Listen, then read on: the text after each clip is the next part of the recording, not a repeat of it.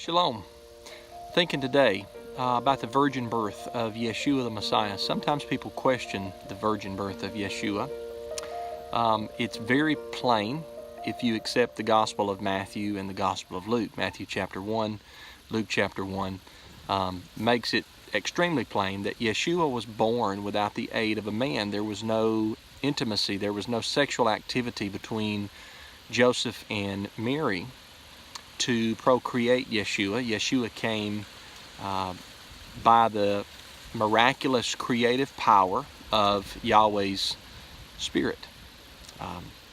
And Mary got the understanding in Luke 1 because when the angel Gabriel told her what was happening, she said, "How is this possible, seeing I know not a man," or "I've never been intimate with a man." To know in biblical terminology, whether it's Hebrew or Greek, oftentimes has an intimacy involved with it.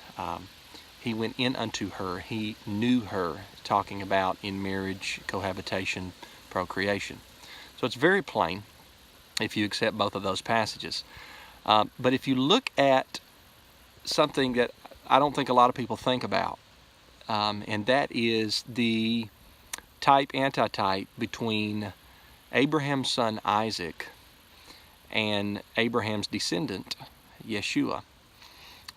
Isaac is a type of Yeshua. The Bible makes this clear in Hebrews chapter 11. In him, speaking of Isaac, there was a figure received for Yeshua. We see this if you look at Hebrews 11 and you go back to Genesis chapter 22, where Yahweh commanded Abraham to sacrifice his son Isaac. In Hebrews 11, he's called Abraham's only begotten, or monogenes, his unique, one of a kind. And then, of course, that goes to John 3:16, Yeshua being Yahweh's only begotten, monogenes, unique, one of a kind son. I believe that's a reference to the virgin birth. But we see a type-antitype between Isaac and Yeshua. Now, what a lot of people miss in that is that not only was Yeshua supernaturally born by the intervention of Yahweh through the womb of a virgin, a sexually pure virgin, Isaac was not born of natural means either. Go back and read the story in the book of Bereshith, or in Genesis, and what you will see is Abraham and Sarah both laughed and said, "How can a son be born to us in our old age?"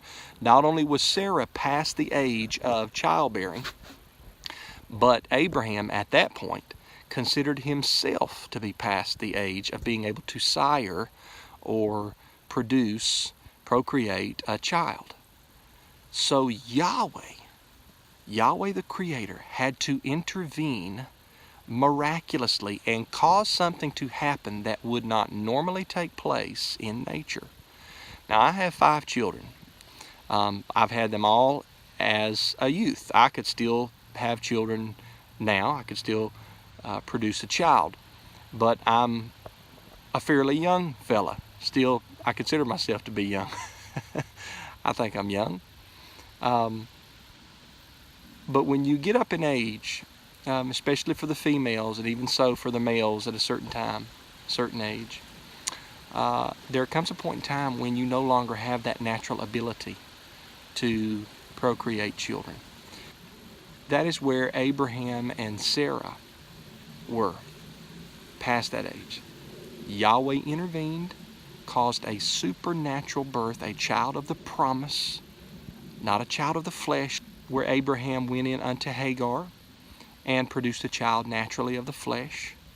But Isaac is a child of the promise, supernatural birth. Isaac's supernatural birth, a woman in her old age, past the age of childbearing, where she cannot have children anymore, and a virgin over here that cannot have children because she's never been intimate with a man. Yahweh caused both of these births supernaturally. I want you to meditate on that. The virgin birth is not only proven in Matthew 1 and Luke 1, but it's proven in the type of Isaac and then later the descendant that would come through the seed of Abraham. Yes, through the seed of Abraham, through the seed of David. Matthew 1:1 says, son of Abraham, son of David, Yeshua is. But he would be caused to come into existence by the miraculous power of Yahweh the Father, thus being called the monogenes of Elohim, the only begotten Son of Elohim. Something to think about. Be blessed. Have a good day. Shalom.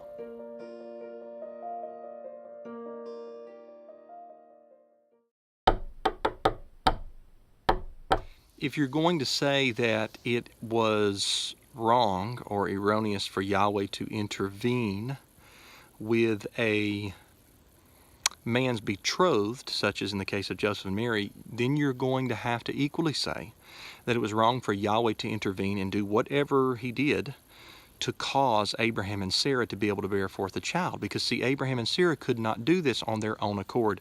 So a third party, Yahweh, had to step in and perform a miracle.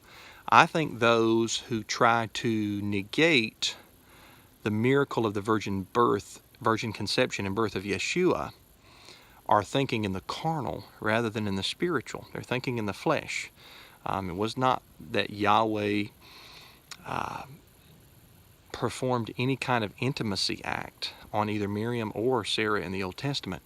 Yahweh has the power to create out of nothing. He created Adam, he created the dirt, and then he created Adam out of the dirt. Okay. Then he created Eve, or Chava, out of Adam, opened up his side, took out a rib or curb, and made the wife from the man. This is Yahweh we're talking about. So let's not put Yahweh in a box and think that he has to do something in the natural in order to cause a woman to conceive. These are supernatural occurrences.